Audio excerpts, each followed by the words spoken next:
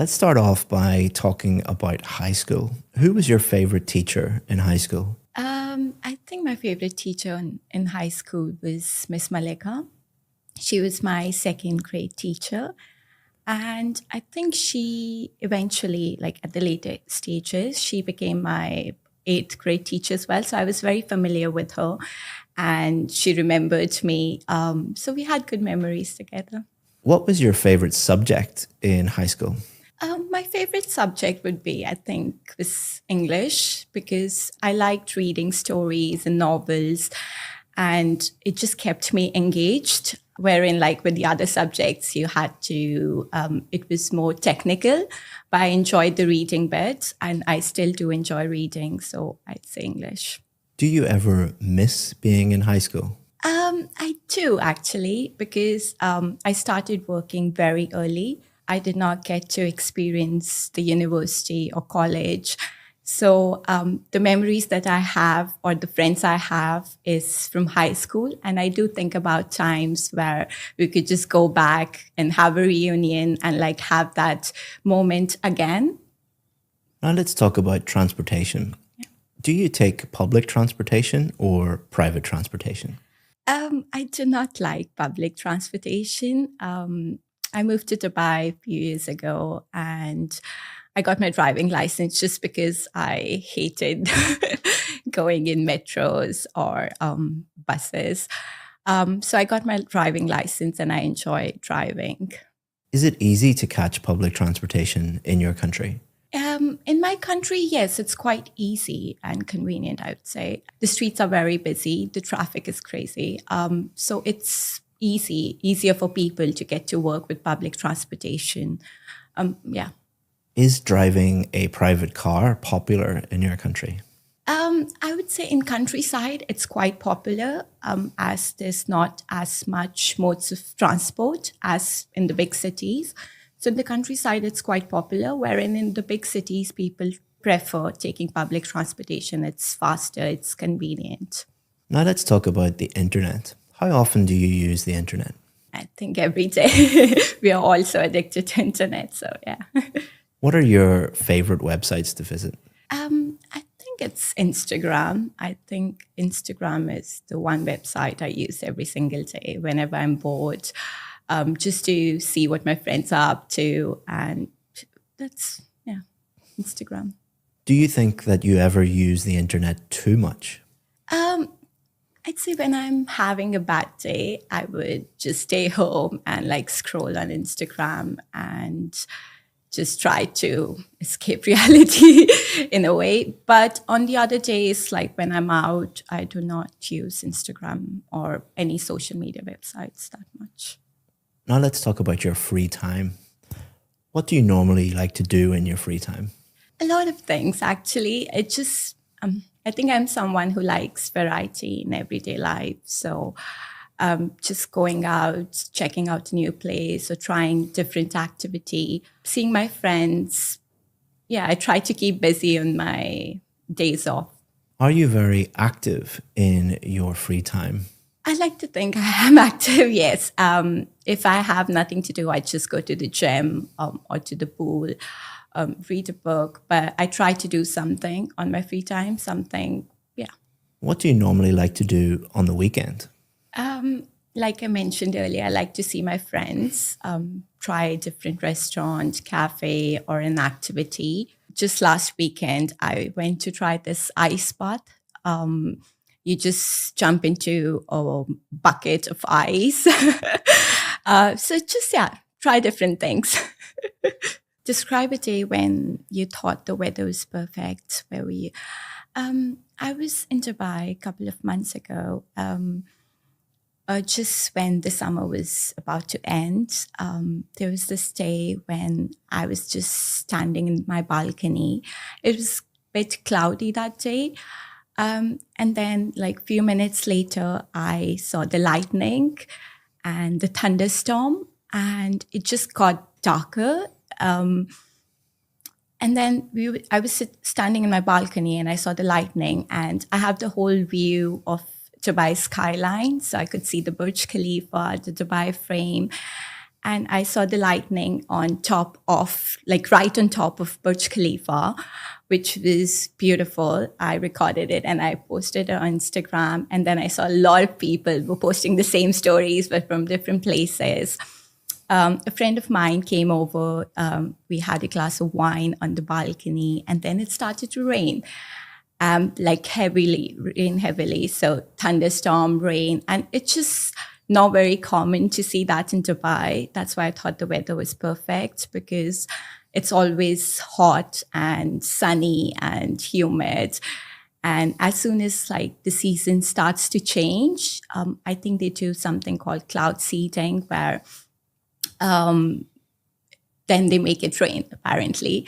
So it was very beautiful to see the rain. We had a nice day, nice evening in the balcony, having a glass of wine, looking at the beautiful weather. The traffic was very crazy, by the way. The roads were flooded. And I think we ordered some food, by the way. And it took us 2 hours to get the food, the deliveries. That's the end of the 2 minutes. Okay, and thank you. That's the end of part 2. And we're going to move on to part 3 now. So we've been talking about a perfect day, and we're going to continue to talk about the weather. What type of weather do people in your country dislike the most? To thank you for watching this video, I want to give you a free course that has helped thousands of students improve their IELTS speaking score. What it's going to do is take you through every single part of the test and give you strategies for part 1, part 2, and part 3, and also allow you to practice at home for free and get feedback. To sign up for that for free, all you have to do is just click the link in the description. Thanks very much, and let's get back to the video. I think my country, India, it's quite hot and humid, especially some parts of India. So I suppose people hate the summer because it can get really intense. But where I grew up, it's not very hot. So some parts, like especially the north, it's not very hot. Actually, like throughout the year, the temperature, I'd say, would go up to 22 degrees. But wherein like down from Delhi onwards, it gets really hot and humid. And it's just because a lot of people use public transportation, and it's not easy to use public transportation or walk around because when it's just so hot. So I suppose they would hate the hot climate more than the cold. Yeah. What jobs can be affected by different weather conditions? A lot of jobs related to transport, I feel, will be affected. Driving, I'd say, taxis or buses. Even the flights, pilots or cabin crew, when the weather is not right, the flights might be delayed. And then if it's raining, the taxis would not be able to drive because of the water or the floods. So I think a lot of transport-related jobs, and even food for that matter, like the deliveries, all the delivery companies, they would have an impact of in a way. Now let's talk about weather forecasts. Okay. What's the best way to get accurate information about the weather? Well, I personally use Google weather reports. I'm not very sure about this one because it depends from person to person. For me, I think Google weather reports are quite accurate, but I do not have a clear answer for that. Is it easy to predict the weather in your country? I suppose it is, yeah, because like I said earlier, some parts of India, the weather the temperature doesn't go over a certain degrees, but wherein some parts are really hot and humid throughout the year. So I think it's quite easy to predict. But when it comes to rain or monsoon season, it's a bit hard. Like this year, a few months ago, in the north of India, it was raining heavily and the rain did not stop for, I'd say 2 weeks. So that was not predictable. That's the end of the speaking test. Well done. Thank you. I'd like to give you some feedback on your performance because I think that you're capable of getting one of the very highest bands, but there are some things that you just need to be aware of. So what I'll do is I'll divide the feedback up into part 1, part 2, and part 3, and then give you feedback on fluency, grammar, vocabulary, pronunciation, talk about the technical parts, and what band scores you would expect. To thank you for making it this far in the video, I want to give you 10% off our VIP course. The IELTS VIP course is the most successful IELTS course in the world. That is a fact because we have more band 7, 8, and 9 success stories than any other IELTS course in the entire world. We do that by simplifying the whole IELTS process, supporting you with some of the best IELTS teachers in the world, and being with you every step of the way until you get the score that you need. All you have to do is just look down in the description, just click that, and you can sign up. If you have any questions about the VIP course, always feel free to get in touch with us. We answer 100% of the questions that we get. Hope that you become a VIP. If not, enjoy the rest of this free video. Part 1 was great, and you developed your answers enough. It was like talking to a friend or talking to a colleague. You could tell that you were a little bit nervous, but those nerves didn't really, in part 1 anyway, didn't really prevent you from doing well. And you were, answering the questions naturally. Your nervousness didn't cause any problems with fluency. On test day, you might be even more nervous. So a lot of my advice to you will be about kind of preventing nerves taking over. The way I always describe it is our brain is kind of like a computer, and stress is like opening too many programs on your computer. Like you might have a great MacBook Pro, but if you put it under stress, everything kind of slows down. And that's just, I think, the same with you. You've got a MacBook Pro up there for speaking English, but you're putting a little bit too much pressure on yourself. So the enemy is really yourself, if that makes sense. You're more than capable of doing well. And what I would always say is, I know it's difficult because you're speaking to an examiner you've never met before, but imagine a friend. Imagine someone you're close with, and they're just asking you these questions. Imagine you're in a coffee shop in your local area, having a coffee. Maybe if they ask you some of these questions, you're like, what? Why are you asking me that? But just that sort of frame of mind, that attitude, that often does help students. The other thing to know is, like, I would not lie to you. I'm telling you that you are very, very good.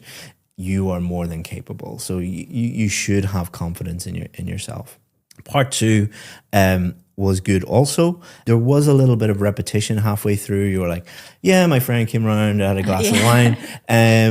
That would be a problem if you constantly did that. Okay. So if you said something like, there was lightning, my friend came around, we had a glass of wine, we put it on Instagram. Yeah, there was lightning that day, and my friend came around. You didn't do that. You just repeated one little bit. The reason you did that, I think, I might be wrong, is you were trying to think of more things and you wanted to keep talking while, was that correct? Yeah, that's correct. Okay. So the examiner will recognize that and probably won't mark you down for that. Okay. They would only mark you down if you did that a lot, because there's 4 bullet points. What a lot of students do is they will talk about the bullet points, the 4 or maybe some other things for a minute, and then they'll just go back and they'll rehash them. They'll just repeat them. You didn't do that, but again, on test day, if you get nervous, it's kind of like a defensive thing to do, is like, look at the bullet points again. Oh, I'm just going to talk about those things. So a good tip is to add maybe 3 or 4 more bullet points. Okay. Common things like how you felt, past, present, future, examples, stories, things related to that topic. Yeah. And then when you start to think, oh, I'm running out of things to say, just look down, talk about that, and then talk about that. So just give yourself enough ammunition to use. Part 3, you did very well. In part 3, the examiner will ask you more difficult questions. The worst thing you can do is when you get a difficult question is just, a lot of people just laugh and go, I don't know. You didn't do that. Yeah. Even though you did get one question that you didn't know a huge amount about, you did very well because you attempted an answer. if you attempt an answer, what you're saying to the examiner is, I don't know about this topic specifically, but there's nothing wrong with my English. Yeah. Remember, it's an English test. It's not a knowledge test. It's not an IQ test. Like, band 9 is the top mark. Yeah. I think you could be capable of getting a band 9, but let's see whether you would actually get a band 9. The first thing is pronunciation. The examiner will be thinking about two things. Clarity, can they understand all the words that you're saying? And then higher level pronunciation features. So we'll talk about clarity first. You're from India, and there's nothing wrong with having an Indian accent, a Vietnamese accent, an Irish accent. Yeah. There's nothing wrong with any of those things. But a lot of the Indian students that we work with are worried about their accent being too strong. Okay. I don't think that there's a problem with having a strong accent in any accent, but I think what they're saying is that their accent causes problems for the listener with certain words. Yeah. That is not an issue for you at all. There's not a single word that I couldn't understand. You still have your Indian accent, and that's a great thing. You should be very proud of it. Yeah. There aren't extra marks for sounding British or sounding American. I'm sure that you know lots of Indian celebrities that have an Indian accent but speak English very, very clearly. Priyanka Chopra, for example, like she speaks with an Indian accent, but you can understand every word. That's the same with you. So you're doing very, very well there. One thing about being nervous and being stressed is that people can sometimes speak kind of inside their mouth and speak at the back of their throat because it's just a subconscious thing where we don't want to be criticized. We're afraid of saying something wrong, so we kind of speak inside our own mouth. I used to do it when I was a child. My little 9-year-old boy does it all the time. It's about confidence, you know. You didn't do that, but I could see that if you were really under pressure and you were very like, let's say you had a visa deadline and you must get this and, you know, everyone's expecting you. You could go into the test and speak inside your mouth. That could affect clarity and could drop your score a little bit. It didn't happen this time. My best advice would be, imagine you're speaking to the examiner and they are sitting against that wall and pointing 10 feet away. All right. So we're about 6 feet away, double that. Okay. All right. Don't be afraid of, like, I'm speaking quite loud to you at the minute. Don't be afraid of, because you seem the type of person that maybe thinks speaking loudly at someone is rude, and I don't know, some different cultures out there. Is that the case in India or? Yeah, it is, I think. I'm Irish, so we don't care how loudly we. You know, if you go to an Irish pub, you'll hear how the volume that most people speak. Up the volume a little bit. Again, pretend that they're 10 feet away instead of 6 feet away. You also use higher level pronunciation features quite well. Intonation. So the intonation is when our voice goes up and our voice goes down. If I come home late and my wife says, fine, that doesn't mean fine. You know? So we use intonation to convey meaning. So fine, the same word, two completely different meanings. One, I'm in trouble, one, everything is actually fine. When people are nervous, they tend to have quite flat intonation. You didn't do that, but on test day, just be aware of that. A good tip is to, before the test, record yourself speaking and listen to your intonation. If I listen to you speak to your friends, your intonation would be more extreme, I think, because hey, how's it going? You know, more when people are in a test and they're nervous and they're formal, they tend to speak more like this and very, very formal. It is not a formal test, and you might get an examiner who is very friendly. Sometimes you don't. Sometimes they had everybody has a bad day, and their intonation might be quite flat and formal and robotic. And people often mirror other people, especially when there's a power dynamic, like someone seems more powerful because they're an examiner. Some students go in and they have great intonation outside the test, and then they go into the test and their intonation, their speech patterns are a little bit rigid and formal and robotic. That wasn't the case, I don't think, with you. A little bit maybe, but not a big deal. Okay. Next is coherence and fluency.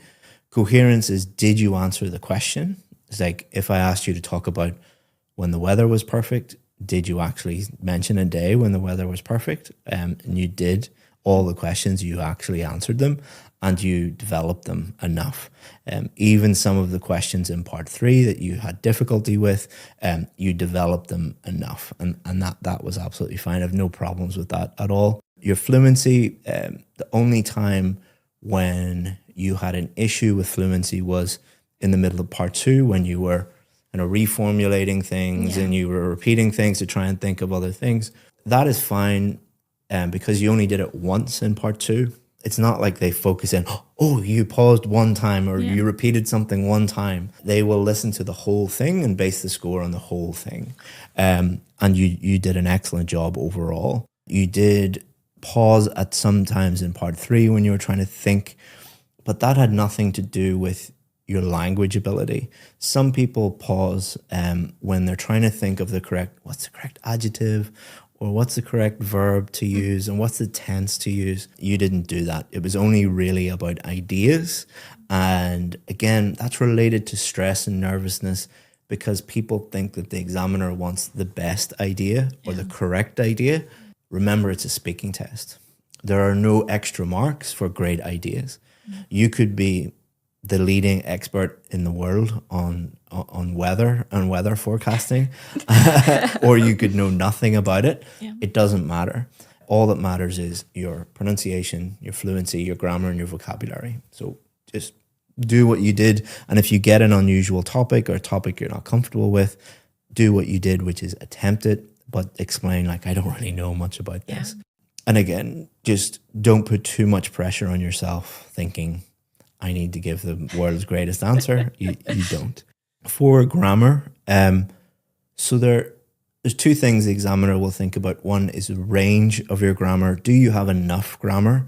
So if I ask you about the past, do you know how to use past simple, present perfect? If I ask you about things to do in the future, do you have future structures? Do you know how to use comparatives and superlatives and all of these different little grammar structures? Everything that I threw at you, you were able to cope with that. So I don't think there's any problem with your range of grammar at all. The second thing that the examiner will think about is your accuracy. Overall, your accuracy is very good. There's no systematic errors. What a systematic error is, every time you use that part of grammar, such as articles or prepositions, every time or nearly every time you use it, you make a mistake. That means that system, that part of the grammar, you don't know how to use that yet. Yeah. You don't have that, but you do have little slips every now and again.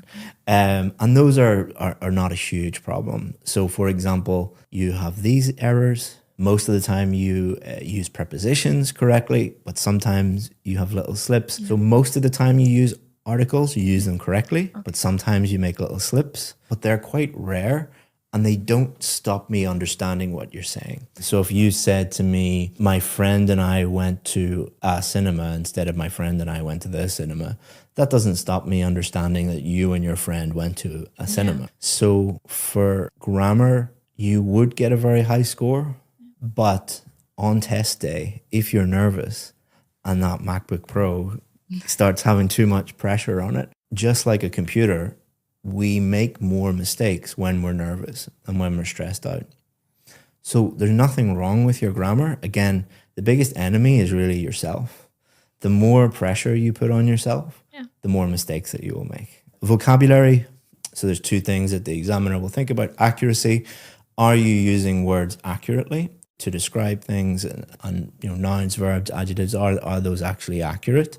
The words that you're using. You've no problem with accuracy at all.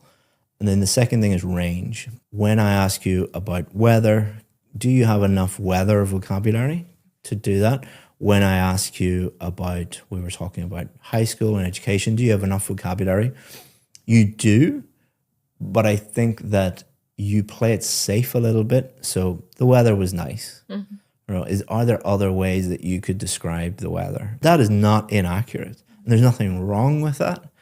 But in a speaking test, you you are capable of showing off your vocabulary more. Now, for the vast majority of people, I would say the opposite. Especially people from India tend to show off and add in these crazy big, long, amazing words, and they think that will boost their score. You have the opposite problem, which which is quite rare. Is you're capable of using more vocabulary, but you play it quite safe. And it all depends on what score you want. If you want the absolute top score, you don't have to every sentence be throwing in a big complicated word, but you just have to, every now and again, throw in something a little bit more advanced, and that would really, really help you. Am I correct in that you are capable of doing that? Or you are? Yeah. Up to you what you want to do, but that would be my advice. So for pronunciation, if you were nervous and you were speaking inside your mouth, you would get, on test day, you would probably get a band 8, but I think that you are capable of a band 9. I think today you were a band 9, which is the top score. Fluency, on test day, if you were repeating things a little bit and you're searching for ideas and you're putting too much pressure on yourself, you possibly could get a band 8. I think you're capable of getting a band 9. Today, I think that you were a band 9, which is the top score. What it says for grammar is that even a band 9 student can make slips. I think that today you probably would get a band 9. On test day, if you're nervous and you make them a wee bit more regularly, you would get a band 8. Vocabulary, I think today you were a band 8 because all of your stuff is accurate, but you're playing it too safe. Today you would get a very, very high score, but in our next test, I'll be expecting an even higher score because I think you can do way better than you're currently showing. What do you think about that? Any questions?